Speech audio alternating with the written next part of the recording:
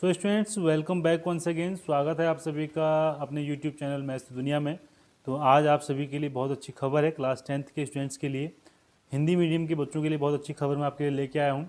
तो जैसा कि आप सभी के लगभग सभी जितने भी बोर्ड हैं, उन सभी बोर्ड में एग्ज़ाम की जो डेट हैं वो आ चुकी हैं।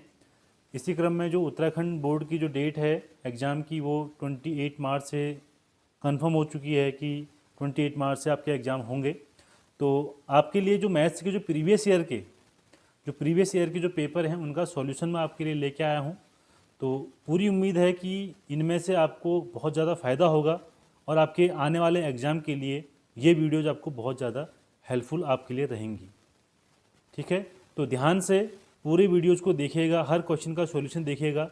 पूरा पेपर मैं आपको सॉल्व कराऊंगा और जहाँ पर भी आपको कोई भी कन्फ्यूजन होता है तो वहाँ पर आपने कमेंट करके बोलना है, कमेंट बॉक्स का यूज करना है और उस क्वेश्चन को फिर मैं दोबारा किसी वीडियो में फिर डिस्कस करूँगा बच्चों।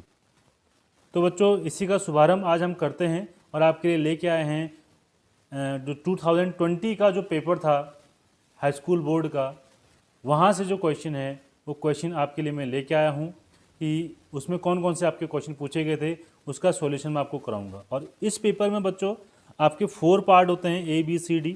इसमें जो A पार्ट होता है वो 1 मार्क्स के क्वेश्चन का होता है, B पार्ट आपका जो होता है 2 मार्क्स का होता है, फिर 3 मार्क्स के जो क्वेश्चन होते हैं वो C वाले पार्ट के अंदर आते हैं, एंड जो 6 मार्क्स के क्वेश्चन होते हैं वो D पार्ट के अंदर आते हैं बच्चों। ठीक है, तो मैं आपको इस वीडियो में जो आपकी जो फर्स्ट 2 पार्ट हैं A एंड B उसको कराऊंगा, क्योंकि आपकी बहुत जो वीडियो है बहुत ज़्यादा लेंदी हो जाएगी। इस वजह से आपको 2 पार्ट यहाँ पर कराए जाएंगे, फिर जो नेक्स्ट 2 पार्ट होंगे वो कल उनका वीडियो आपके सामने अपलोड हो जाएगा बच्चों।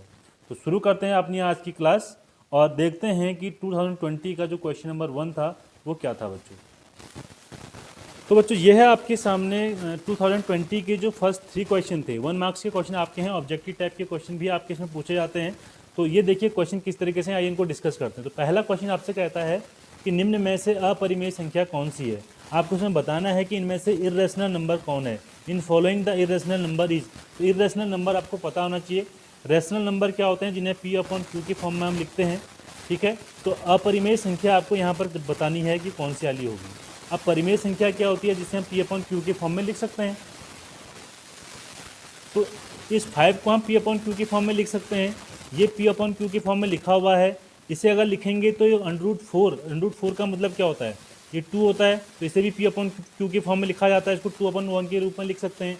तो ये 3 के 3, सेकंड, थर्ड एंड फोर्थ, ये कैसे नंबर हैं, ये परिमेय संख्या हैं बच्चों। ठीक है, और अपरिमेय संख्या कौन सी हो जाएगी, वो होती है √3। हमारे पास क्या होती है, अपरिमेय संख्या होती है। तो आई होप आपको ये इजीली समझ में आ गया होगा।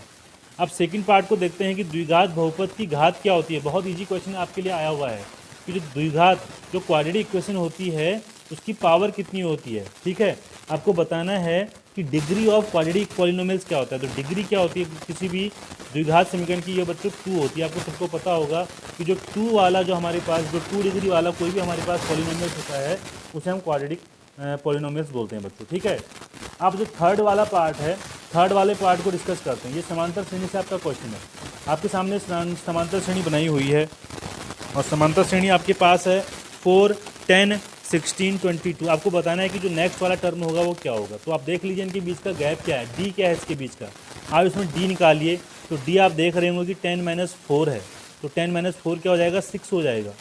तो देखिए सब में 6 ऐड करा है। आप 4 में 6 ऐड करिए, 10 आ जाएगा। फिर 10 में फिर 6 ऐड करिए, 16। 16 में फिर यहाँ पर 6 ऐड करिए, 22। और 22 में फिर यहाँ पर 6 ऐड करेंगे तो आपका आंसर क्या आ जाएगा, 28। मीन्स ऑप्शन नंबर 2 आपका राइट आंसर हो जाएगा बच्चों। ठीक है, तो आई होप आपको ये समझ में आ गए होंगे। अब चलते हैं इसके नेक्स्ट क्वेश्चन पे।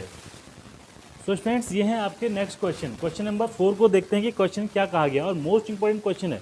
जो क्वेश्चन नंबर 4 जो है आपका बहुत बार आपके एग्जाम में आया हुआ है। मैं आपको जिस तरीके से प्रीवियस पेपर का सॉल्यूशन कराऊंगा, आप देखेंगे कि ये क्वेश्चन बहुत बार पूछा गया है। आप ज़्यादा बातें ना करके जल्दी जल्दी क्वेश्चन को सॉल्व करते हैं। अब देखिए आपके पास क्वेश्चन नंबर 4 क्या कहता है कि एक वृत्त है आपके पास, उसका परिमाप और उसका क्षेत्रफल वो क्या है, न्यूमेरिकली इक्वल है, दोनों की वैल्यू बराबर है। ठीक है, तो अब एक बात ध्यान से सुनिए कि जो आपका एक वृत्त होता है उसका परिमाप क्या होता है बच्चों, जो उसका सर्कमफ्रेंस होता है वही उसका परिमाप होता है। तो यहाँ पर आपका ये सीधा इजीली लिख सकते हैं कि आप ही लिखेंगे, इसका सॉल्यूशन यहाँ पर लिख देते हैं सॉल्यूशन। तो ये हो जाएगा 2πr, ये क्या होता है, परिमाप। ठीक है, और उसका एरिया क्या होता है किसी सर्कल का, ये होता है पाई आर स्क्वायर होता है। ये इक्वल है बोल रखा है आपसे, क्वेश्चन में गिवन है।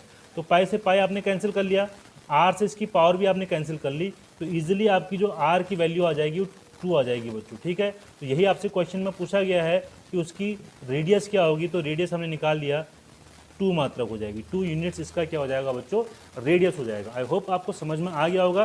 ध्यान से इस क्वेश्चन को देख लीजिएगा, बहुत बार ये क्वेश्चन पूछा गया है।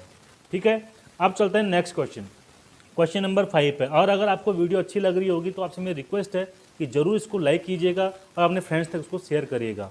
क्वेश्चन नंबर 5 पर आते हैं। क्वेश्चन नंबर 5 क्या कहता है, उस घटना, एक आपके पास कोई घटना है जिसकी घटित होना निश्चित है। ये ध्यान रखिएगा, जब भी आपके सामने ये लिखा रहेगा, ये वर्ड है कि आपके उस घटना का घटित होना क्या है, निश्चित है। आपसे ये कहा गया है कि श्योर है, वो जो आपके पास घटना है वो श्योर है, वो होगी, तो उसकी हमेशा प्रोबेबिलिटी क्या होती है, ध्यान रखिएगा, इसकी प्रोबेबिलिटी हमेशा 1 होगी बच्चों। कि कन्फर्म है कि जो सूरज है वो पूर्व से निकलेगा, आपको सबको पता है कि जो सूर्य है वो पूर्व से निकलेगा, ये कन्फर्म है, तो इसकी जो प्रायिकता होगी, प्रोबेबिलिटी 1 होगी बच्चों। ठीक है, और इसी का उल्टा कभी कभी क्वेश्चन पूछता है कि वह घटना जिसके घटित होने की, जिसका घटित होना निश्चित नहीं है, अनिश्चित है, तो उसकी हमेशा आप देखेंगे तो ये भी क्वेश्चन बहुत बार पूछा जाता है, उसकी जो प्रोबेबिलिटी होती है वो 0 होती है बच्चों। आप ध्यान रखिएगा कि वो चीज़ संभव नहीं है, असंभव है, तो उसकी जो प्रोबेबिलिटी होगी वो 0 हो जाएगी बच्चों। ठीक है, तो इसका सॉल्यूशन क्या हो जाएगा, ये वाला हो जाएगा बच्चों। ठीक है, क्वेश्चन नंबर 6 देखते हैं, बहुत अच्छा क्वेश्चन है, इसका सॉल्यूशन भी यहाँ पर लिखते हैं। बहुत छोटे छोटे क्वेश्चन है, 1 मार्क्स के हैं। देखिए किस तरीके से सॉल्व करेंगे। एक द्विघात समीकरण आपके सामने दी हुई है, ये x² - 9 = 0। आपसे बोला है कि इसको सॉल्व करिए। अब आपकी जो ऑब्जेक्टिव क्वेश्चन है वो खत्म हो चुके हैं, अब नेक्स्ट जो 5 क्वेश्चन होंगे वो आपको करने हैं सॉल्व यहाँ पे।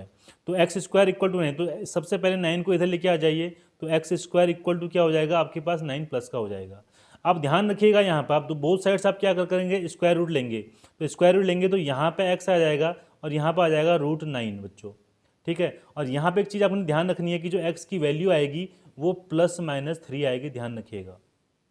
यहीं पर बच्चे मिस्टेक करेंगे और इस क्वेश्चन को यहाँ पर गलत हो जाएगा। ठीक है, तो x की वैल्यू ±3 आपने लिखनी है। ठीक है, इस तरीके से। चलिए नेक्स्ट क्वेश्चन देखते हैं, क्वेश्चन नंबर 7। क्वेश्चन नंबर 7 कहता है कि cot a की वैल्यू 8/15 है, तो tan a की वैल्यू क्या होगी। आपको ये पता है ना, जो cot a की वैल्यू होती है, हमको एक फॉर्मूला पता है कि जो tan a होता है, चलो यहाँ पर लिख देता हूँ cot a, यहाँ पर लिखते हैं cot a = 1/tan a होता है। ये सही बच्चों ने पढ़ा होगा, तो यहाँ पर वैल्यू रख के देख लेते हैं।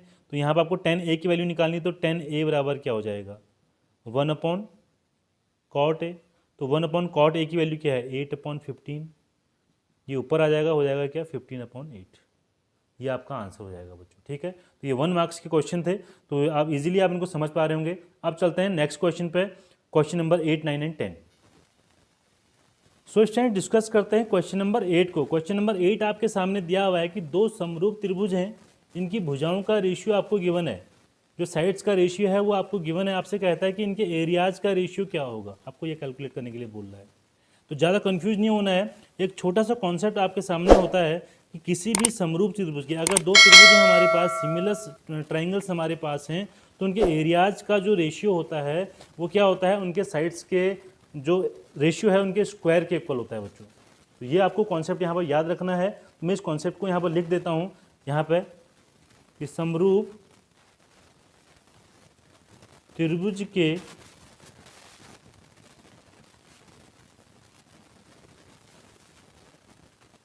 क्षेत्रफलों का अनुपात अगर निकालना है तो ये क्या होता है बच्चों, ये होता है समरूप त्रिभुजों के भुजाओं के अनुपात के वर्ग के बराबर होता है बच्चों। आई होप आप समझ गए होंगे, और आपने इस कॉन्सेप्ट को मेरे लिखने का यही रीज़न है कि आप लोग इजीली इस क्वेश्चन को समझ पाएँ। ठीक है, और ये कॉन्सेप्ट आपके दिमाग में रहे, क्यों एक एक नंबर में इस तरह के कॉन्सेप्ट वाले क्वेश्चन बहुत बार पूछे आते हैं बच्चों। तो आप इसका आंसर आप इजीली बता सकते हैं कि आप देखिए, अब इसके क्षेत्रों का अनुपात आप निकालना है, भुजाओं का अनुपात आपको दिया है, भुजाओं का ये दिया है, तो इसका क्या कर लीजिए, 4 का स्क्वायर कर लीजिए, और रेशियो क्या कर लीजिए, 5 का स्क्वायर कर लीजिए, तो क्या हो जाएगा, 16:25 आ जाएगा बच्चों। ठीक है, तो जो क्षेत्रफल का अनुपात होगा वो क्या होता है, भुजाओं के अनुपात के वर्ग के बराबर होता है बच्चों। तो आप इजीली इनका स्क्वायर कर लेंगे, इनका आंसर आ जाएगा। तो आई होप आपको समझ में आ गया होगा। किसी बच्चे को अगर कन्फ्यूजन होता है तो कमेंट बॉक्स में जरूर लिखिएगा, ठीक है। ये एक रिवीजन क्लास है, बहुत ज़्यादा कॉन्सेप्ट के अंदर हम नहीं जा सकते हैं क्योंकि हमें बहुत बड़ा क्वेश्चन पेपर सॉल्व करना है। तो कोई भी कन्फ्यूजन होता है तो आप जरूर उसको कमेंट बॉक्स में लिखिएगा, उसके लिए हम वीडियो अलग से बना सकते हैं आपके कन्फ्यूजन पे, ठीक है। तो नेक्स्ट क्वेश्चन पर चलेंगे, क्वेश्चन नंबर 9 पे। क्वेश्चन नंबर 9 भी बहुत ईजी है, बहुत बार पूछा आता है बच्चों। तो वृत्त पर स्थित किसी बिंदु पर, अब मैंने क्या किया, एक वृत्त खींचा। चलो यहाँ पर मैं एक वृत्त खींच लेता हूँ, ठीक है। ये एक वृत्त खींच लिया मैंने, ठीक है। इस पर हमने एक बिंदु ले लिया, यहाँ पर कोई पॉइंट ले लिया, सपोज ये पॉइंट पी है। तो इस पर कितनी स्पर्श रेखाएं खींची जा सकती हैं, इस पर कितने टेंजेंट बन सकते हैं। बच्चों आपने पढ़ा होगा कि इस पर हमेशा एक स्पर्श रेखा खींची जा सकती है। तो इसका जो आंसर आएगा वह आ जाएगा 1। इसका आंसर क्या आ जाएगा, 1 आ जाएगा। कि किसी भी कोई हमारे पास सर्कल है, उस पर हमने कोई पॉइंट लिया है, तो उस पॉइंट से जाने वाले जो टेंजेंट होगा उसकी नंबर क्या होगा, उसकी संख्या कितनी होगी, 1 होगी, ठीक है। तो नेक्स्ट क्वेश्चन को देखते हैं, क्वेश्चन नंबर 10 पे। तो 10 क्वेश्चन को देखते हैं कि ये कह रहा है कि किसी बंटन का माध्य ज्ञात कीजिए। आपको क्या निकालना है, माध्य कैलकुलेट करना है। और आपके सामने माध्यिका और बहुलक आपके सामने दिया हुआ है। माध्यिका ये दी हुई है और ये आपके सामने बहुलक दिया हुआ है बच्चों। तो यहाँ पर आपने देखा होगा कि जब मैंने पढ़ाया था तो एक फॉर्मूला मैंने आपको बताया था, उस फॉर्मूले का यूज करना है कि 3 मल्टीप्लाई माध्यिका इक्वल टू हमारे पास क्या होता है, बहुलक प्लस 2 मल्टीप्लाई माध्य। ये बच्चों फॉर्मूला होता है, ठीक है। तो जब 3 चीज़ें आपके पास, जब तीनों का नाम एक जगह पर लेगा और 2 चीज़ दी होंगी, तो आपने ये वाला फॉर्मूला वहाँ पर चुपचाप अप्लाई कर लेना है। तो 3 मल्टीप्लाई माध्यिका आपके सामने दी है 45 और बहुलक आपको दिया है यहाँ पे 13 लिख देता हूँ, 13 प्लस 2 मल्टीप्लाई आपको माध्य निकालना है बच्चों, ठीक है। आपको माध्य निकालना है। तो यहाँ पे इसका सॉल्यूशन कर लेते हैं। तो 2 मल्टीप्लाई 45, 3 मल्टीप्लाई अगर 45 करेंगे तो ये आ जाएगा आपके पास 135 आ जाएगा। एंड ये आपके पास बहुलक माइनस 13 भी इधर आ जाएगा और 2 मल्टीप्लाई आपके पास माध्य ऐसा ही रह जाएगा बच्चों, ठीक है। और 135 में से अगर आप 13 को माइनस करते हैं तो 122 आ जाएगा और ये 2 मल्टीप्लाई आपके पास माध्य हो जाएगा। तो ईजिली आप यहाँ से माध्य निकाल सकते हैं। माध्य इक्वल टू क्या हो जाएगा, ये आपके पास 61, 122 में आप क्या कर लीजिए, 2 से डिवाइड कर लीजिए तो आपका आंसर आ जाएगा। और ये जो फॉर्मूला है बच्चों आप याद रखिएगा, इस फॉर्मूले को बिल्कुल लर्न कर लीजिए आप लोग, मैं आपको बता रहा हूँ। तो कभी कभी तो उससे ऐसे न्यूमेरिकल वैल्यू दे देता है और कभी कभी इस फॉर्मूले को पूछ लेता है। आपसे पूछेगा माध्य और माध्यिका, माध्य और बहुलक में क्या रिलेशन है, ये भी कभी कभी आपसे फॉर्मूले में पूछ लेता है, ठीक है। तो चलते हैं नेक्स्ट क्वेश्चन। तो ये 1 मार्क्स के जो क्वेश्चन है, जो पार्ट ए होता है वो हमने कंप्लीट कर लिया है। अब हम देखते हैं पार्ट बी, जो 2 मार्क्स के क्वेश्चन आपके एग्जाम में आते हैं, वो कौन कौन से 2020 में पूछे गए हैं, उनका सॉल्यूशन देख लेते हैं। तो चलिए देखते हैं 2 मार्क्स के क्वेश्चन। तो बच्चों देखते हैं सॉल्यूशन क्वेश्चन नंबर 11 का। तो क्वेश्चन नंबर 11 में आपके सामने एक क्वाड्रेटिक इक्वेशन दी हुई है। क्वाड्रेटिक इक्वेशन को एक बार मैं लिख लेता हूँ, ax² माइनस 8x माइनस 4, ये आपके सामने क्वाड्रेटिक इक्वेशन दी हुई है, ठीक है। और आपको जो शून्यकों का योग है ये भी इस क्वेश्चन में दिया हुआ है। शून्यकों का योग, ये 2 मार्क्स के क्वेश्चन आपके आने लगे हैं। शून्यकों का योग आपके सामने क्या दिया हुआ है, ये दिया हुआ है 4, ठीक है। आपसे बोलता है कि वैल्यू ऑफ ए आप कैलकुलेट करिए कि ए की वैल्यू आपके पास क्या होगी बच्चों। तो सबसे पहले अगर आप इसकी जो कंपेयर है ax² plus bx plus c, जो स्टैंडर्ड इक्वेशन होती है क्वाड्रेटिक इक्वेशन, उससे अगर करना चाहेंगे तो क्या आ जाएगा वैल्यू, जरा वैल्यू लिख लेते हैं बच्चों, ठीक है। तो मुझे बताइए कि a की वैल्यू आपके पास a आ जाएगी एंड वैल्यू ऑफ b क्या आ जाएगी आपके पास -8 एंड c की वैल्यू आपके पास क्या आ जाएगी -4 आ जाएगी बच्चों, ठीक है। इस क्वाड्रेटिक इक्वेशन की हमने कंपेयर कर लिया।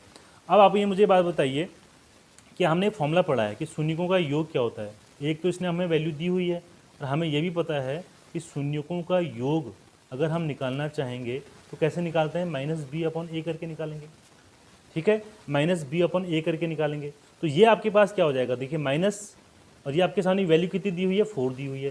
ये दी हुई है 4, तो उसको 4 लिख लीजिए। तो -b की वैल्यू कितनी हो जाएगी, माइनस ये लगा है आपने, और ये -8 आपके सामने आ गया और a की वैल्यू आपको निकालनी है और ये 4 आ गया। तो ये माइनस माइनस प्लस हो जाएगा 8/a = 4 एंड a जब आप निकालेंगे तो ये क्या हो जाएगा, a यहाँ जाएगा, ये हो जाएगा 8/4 और ये आ जाएगा 2। तो वैल्यू ऑफ a कितनी आ गई बच्चों, 2 आ गई है, यही आपका आंसर हो जाएगा, ठीक है। इस तरीके से इस क्वेश्चन को आप इजीली सॉल्व कर सकते हैं। तो चलते हैं नेक्स्ट क्वेश्चन, क्वेश्चन नंबर 12 पे। सो स्टूडेंट्स आ गए हैं क्वेश्चन नंबर 12 पे। Question number 12 most important question है, ऐसा क्वेश्चन बहुत बार आपके एग्जाम में पूछा जाता है बच्चों। तो देखिए इसमें क्या दिया हुआ है कि ए बी सी किसी ट्राइंगल के इंटरनल एंगल हैं। तो आप ध्यान से सुनिएगा कि जब भी हमने पढ़ा हुआ है कि जो एक सपोज एक ट्राइंगल है हमारे पास, ठीक है, इसका ये एंगल ए है, ये बी है और ये सी है। तो आपने ये पढ़ा होगा कि जो ट्राइंगल है उसके इंटरनल जो एंगल्स होते हैं उनका सम कितना होता है बच्चों, 180 डिग्री होता है, ठीक है ना। तो ये कॉन्सेप्ट आपने दिमाग में रखना है इस क्वेश्चन को बनाने के लिए। इसका मतलब क्या हो जाएगा कि A plus B plus C equal to कितना होता है, ये होता है आपके पास 180। अब देखिए यहाँ पर भी बी प्लस सी लिखा हुआ है, यहाँ पर बी प्लस सी लिखा हुआ है, तो बी प्लस सी को यहीं पर रखिए, बी प्लस सी को यहीं पर रखिए, ए को उधर लेके जाइए, तो ये हो जाएगा 180 माइनस ए हो जाएगा बच्चों, ठीक है। अब ये देखो, ये जैसा क्वेश्चन में किया है मैं वैसा कर रहा हूँ बच्चों, बस क्वेश्चन को देख के आपने सॉल्व करना है। तो बी प्लस सी का हाफ किया हुआ है, यहाँ पर आधा किया हुआ है, तो आप भी इसका क्या करिए, बोथ साइड 2 से डिवाइड कर लीजिए। 2 से डिवाइड कर लिया आपने, इसे आप क्या लिख सकते हैं, इसे आप 90 माइनस ए बाई 2 लिख सकते हैं, ठीक है। तो ये आपके पास आ गया। अब ये साइन है तो एक बार इसको यहाँ पर दोनों ओर साइन से मल्टीप्लाई कर लीजिए। तो साइन क्या हो जाएगा, B plus C upon 2 equal to यहाँ हो जाएगा आपके पास साइन 90 माइनस ए बाई 2 हो जाएगा, ठीक है।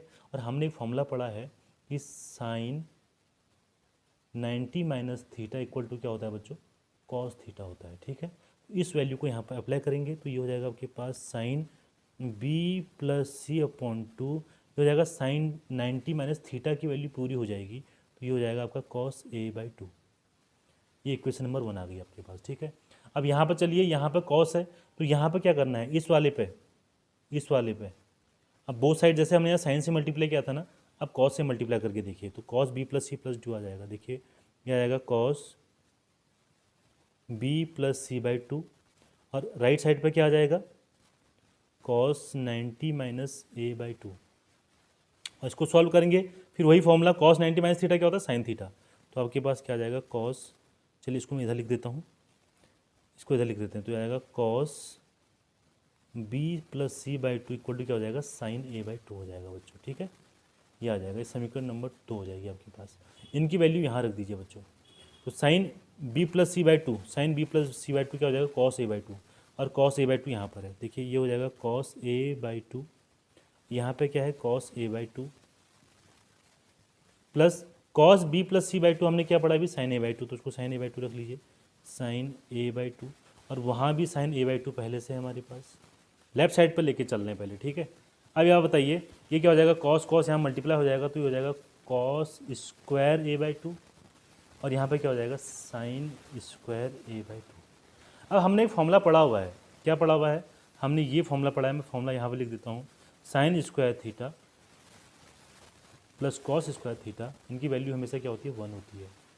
तो यहाँ पर थीटा का काम ये करेगा ए बाई 2, तो cos square theta plus sine square theta हमारे सामने बन चुका है, तो इसकी वैल्यू क्या आएगी, 1 आएगी। और यही आपने प्रूव करना था, इसका राइट साइड भी हमने क्या कर दिया, 1 के इक्वल प्रूव कर दिया है, ठीक है। तो आई होप आपको समझ में आया होगा, बहुत अच्छा क्वेश्चन है, इंपॉर्टेंट क्वेश्चन है और एग्जाम में ये पूछा जाता है बच्चों, ठीक है। तो चलते हैं नेक्स्ट क्वेश्चन, क्वेश्चन नंबर 13 पे। सो स्टूडेंट्स ये क्वेश्चन नंबर 12 का सेकंड पार्ट है जो आपसे ऑप्शन में पूछा हुआ है, ठीक है। आपके पास क्वेश्चन नंबर 12 में ऑप्शन है कि दोनों में से कोई क्वेश्चन कर लीजिए, बट मैं आपको दोनों का सॉल्यूशन यहाँ पर बता रहा हूँ क्योंकि ये क्वेश्चन भी हो सकता है कि आपके एग्जाम पूछ सकता है। तो इसे गैस सॉल्व किया जाएगा, देखिए आपको ये प्रूव करना है, तो आप LHS से लेके चलिए, यहाँ पर लेफ्ट हैंड साइड से लेके चलिए, तो आपके पास क्या है, 1 प्लस टेन स्क्वायर ए अपॉन 1 प्लस कॉट स्क्वायर ए है। तो एक तरीका तो यह है कि आप इसको साइन और कॉस में लेके कर लीजिए, तो बहुत लंबी मेथड हो जाती है, बट आप इसको इजीली कर सकते हैं। 1 प्लस टेन स्क्वायर ए की वैल्यू क्या होती है, सेक स्क्वायर ए होती है, आपको फॉर्मूला याद होना चाहिए बच्चों, ठीक है। और 1 प्लस कॉट स्क्वायर ए की वैल्यू क्या होती है, कॉस सेक स्क्वायर ए होती है, ठीक है। तो सेक स्क्वायर ए को हम क्या लिख सकते हैं, इसको हम लिख सकते हैं 1 अपॉन कॉस स्क्वायर ए लिख सकते हैं। इसे क्या लिखा जा सकता है, 1 अपॉन साइन स्क्वायर ए लिखा जा सकता है। ये सारे फॉर्मूले आपको लर्न होने चाहिए। अब इसको कैसे सॉल्व करेंगे, 1 upon cos square A multiply ये ऊपर आके क्या हो जाएगा, इसका रेसिप्रोकल बन जाएगा, ठीक है, अपॉन ए। तो 1 से 1 कैंसिल हो गया और आपके पास क्या आ गया है, साइन स्क्वायर ए अपॉन कॉस स्क्वायर ए आ गया बच्चों। और ये किसके इक्वल होता है, ये टेन स्क्वायर ए के इक्वल होता है, ठीक है। और देखिए आपके पास जो RHS है वो भी क्या है, टेन स्क्वायर ए है बच्चों। तो इस तरीके से आप इन क्वेश्चन को सॉल्व कर सकते हैं, ठीक है, आई होप आपको समझ में आ रहा होगा। अगर समझ में आ रहा है तो जरूर लाइक और कमेंट जरूर करिएगा बच्चों, अपने फ्रेंड्स को शेयर भी जरूर करिएगा। चलते हैं नेक्स्ट क्वेश्चन, क्वेश्चन नंबर 13 पे। तो बच्चों ये जो क्वेश्चन नंबर 13 है ये आपका कोऑर्डिनेट ज्योमेट्री से क्वेश्चन लिया गया है, मोस्ट इंपोर्टेंट क्वेश्चन है, इस तरह के क्वेश्चन पूछे जाते हैं। तो देखिए इस तरीके के क्वेश्चन को आपने क्या करना है, ये आपसे पूछ रहा है कि आपको चेक करना है कि जो 3 पॉइंट्स हैं ये वर्टिसेस हैं किसी क्या आइसोस्केलेस ट्रायंगल के, किसी समद्विबाहु त्रिभुज के ये वर्टिसेस हैं, उसके शीर्ष हैं, आपको कैलकुलेट करना है। अब मुझे एक बात बताइए, समद्विबाहु त्रिभुज क्या होता है? ऐसे त्रिभुज के क्या होता है जिसके 2 साइड्स इक्वल हो। तो आपने क्या करना है, सबसे पहले इन जो 3 पॉइंट्स दिए हैं इनको मान लीजिए, सपोज मान लीजिए कि ये ए है आपके पास, ये ए पॉइंट के कोऑर्डिनेट हैं, ये आपके पास बी पॉइंट के कोऑर्डिनेट हैं, ये आपके पास सी पॉइंट के कोऑर्डिनेट हैं। ठीक है, ये आपने मान ली। ठीक है, अब इनके बीच की डिस्टेंस निकाली, मीन्स डिस्टेंस फॉर्मूला आपको यहाँ पर लगाना है।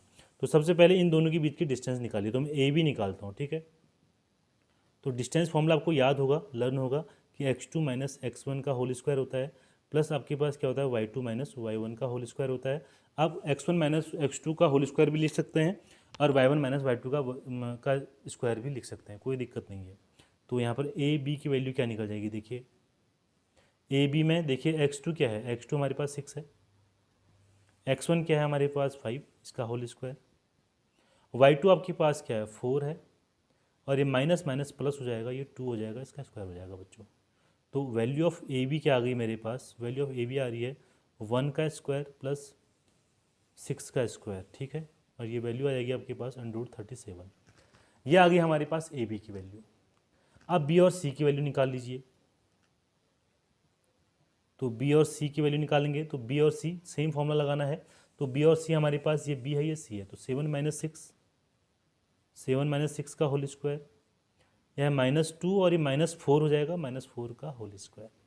तो ये आपके पास क्या आ जाएगा, ये आपके पास 1 का स्क्वायर आ जाएगा, ये -2 -4 -6 का होल स्क्वायर और प्लस यहाँ पे स्क्वायर लगा हुआ है, तो ये भी आपका 36 हो जाएगा। ठीक है, और आपके पास वैल्यू क्या आ जाएगी, 37 आ जाएगी बच्चों। ठीक, अब आप ए सी भी निकाल लीजिए, यहाँ पे ए सी भी निकाल लीजिए। तो ए सी निकालने के लिए भाई आपके पास 2 साइड्स अगर इक्वल आ गई है ना, तो ध्यान रखिएगा मेरी बात को कि थर्ड साइड भी निकालिएगा पक्का।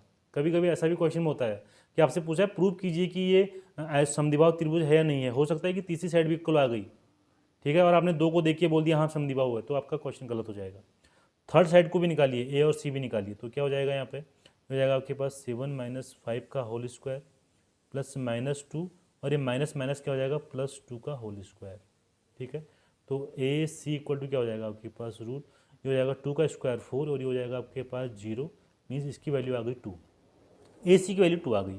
तो हमें यहाँ पे एक चीज़ पता चल गई, जो ए बी है वो बी सी के इक्वल है, और इसकी वैल्यू कितनी आई है, √37 आई है। इट मीन्स क्या हो जाएगा कि हमारे पास जो ये ट्राइंगल जो ये दिया हुआ है, ये जो इसकी जो पॉइंट हैं, ये तीनों पॉइंट्स क्या हैं, किसी एक ऐसे ट्राइंगल के वर्टिसेज हैं जो क्या है समद्विबाहु त्रिभुज है बच्चों। तो क्लियर हो चुका है, आप लिखेंगे यस। ठीक है, आपका यहाँ पर आंसर आ जाएगा कि यस क्या है, ये समद्विबाहु त्रिभुज के शीर्ष हैं। इस तरीके से आप इस क्वेश्चन को कर सकते हैं।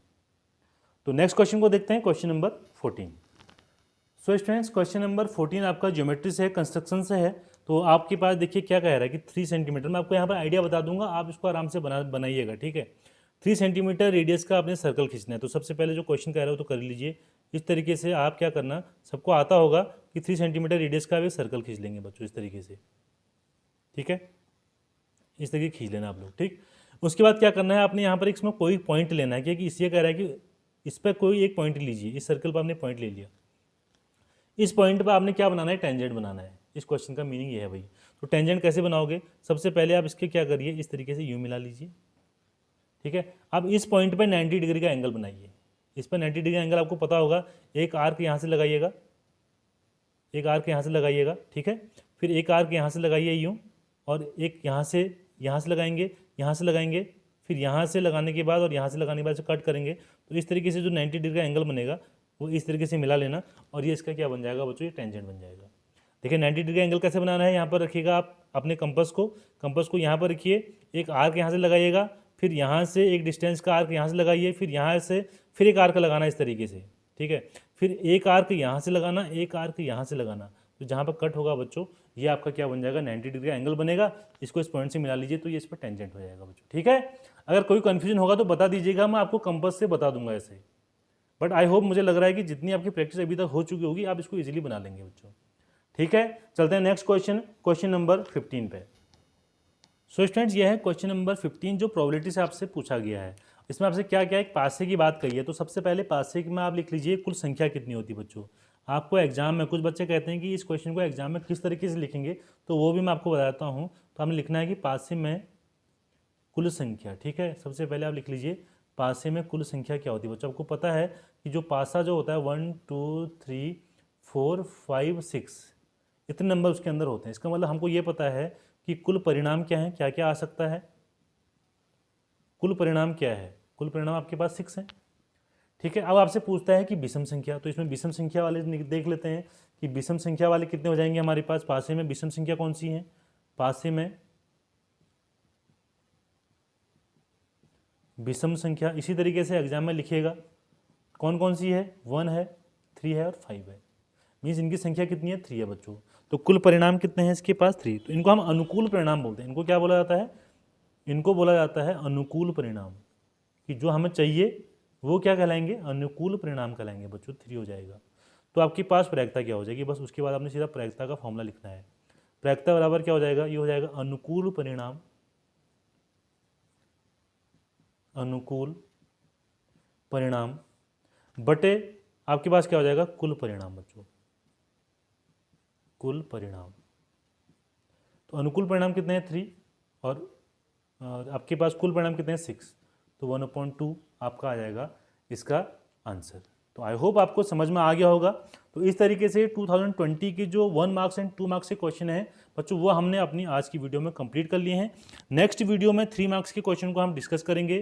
तो 2020 में आपसे पूछे गए हैं, आराम से इन क्वेश्चंस को करिएगा, खुद सॉल्व भी करिएगा। उसके बाद मुझे अपना जो रिव्यू है, आप अपना जो फीडबैक है वो मुझे ज़रूर कमेंट बॉक्स में लिखिएगा, बताइएगा कि आपको किस तरीके से वीडियो आपके लिए हेल्पफुल हो रही है। इसी तरीके के और जो प्रीवियस ईयर के पेपर हैं, क्या उनका सॉल्यूशन भी आपको देना है, तो कमेंट बॉक्स में ज़रूर लिखिएगा। और इसी तरीके से इजी मैथ्स को पढ़ने के लिए हमारे चैनल के साथ बने रहिएगा। चैनल को लाइक, शेयर और सब्सक्राइब जरूर करिएगा। बेल आइकन को प्रेस कर लीजिएगा ताकि हर नई वीडियो का नोटिफिकेशन आप तक सबसे पहले पहुँच सके। So thanks for watching.